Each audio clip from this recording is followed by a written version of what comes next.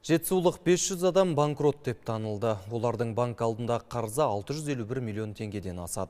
Жалпы 3800-ден астам өтініш түскен, оның 3000-ға жуығы банкроттық рәсімнің критерийлеріне сәйкес келмейтіні анықталды.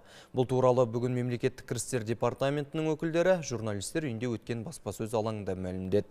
Асқар Қамзаевтың айтуынша, бір жыл бұрын азаматтардың төлем қабілеттілігін және банкроттығын қалпына келтіру туралы Қазақстан Республикасының заңы күшіне енген болатын.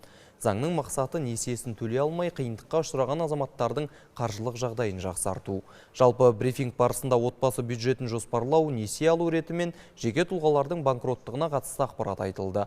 Сондай-ақ алаяқтардан сақтану жолы жайлы да мағлұмат берілді.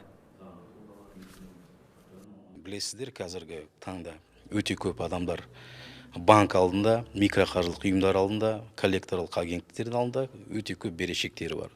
Соны төлей алмай жүрген азаматтар өте көп.